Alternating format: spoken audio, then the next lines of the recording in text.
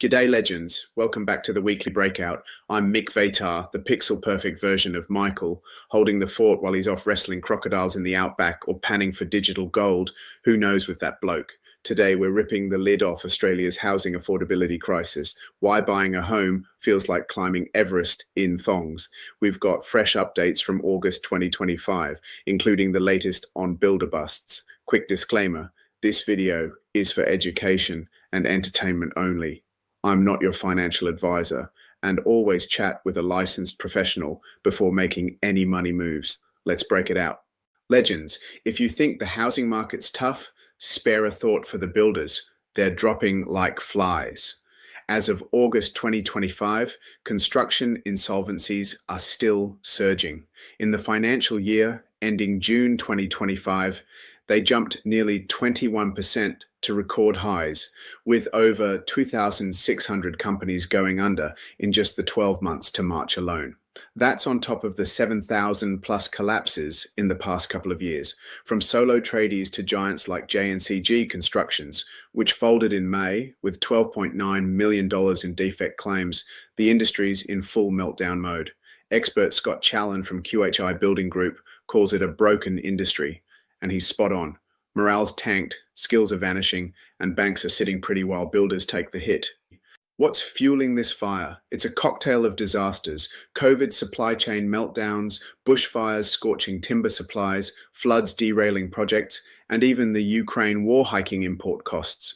Throw in 13 RBA rate hikes that squeezed builders on fixed contracts, and you've got a recipe for ruin. Materials and labor prices are skyrocketing. Tradies are charging a fortune because demand's through the roof, but it's a profitless boom, as one builder put it. And don't forget the government red tape. Up to 40% of building costs are swallowed by fees, delays, and green tape that add zilch to your home's value. Banks demand fixed price deals for mortgages, dumping all the risk on builders who can't predict if bricks will cost double next week. Journalist Robert Godson nails it. No industry survives when government's sucking up 40% of the pie. Now let's talk rates. Everyone was buzzing about a July 2025 cut, but the RBA shocked the markets by holding steady at 3.85%. Inflation's cooling to around 2.4%, but they're playing it safe, wary of global risks.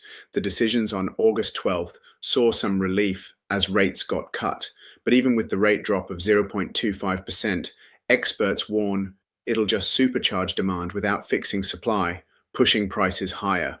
Right now, affordability's a joke.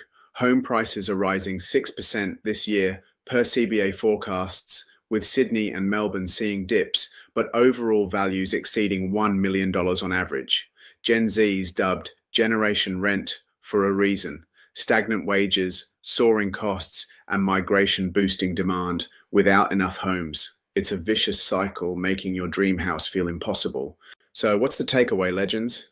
If you're house hunting, don't hold your breath for miracles. Affordability is still tight, and builder shortages mean delays and higher prices.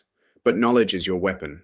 Lobby for less red tape, support reforms to cut government bloat, and back local tradies to rebuild the industry.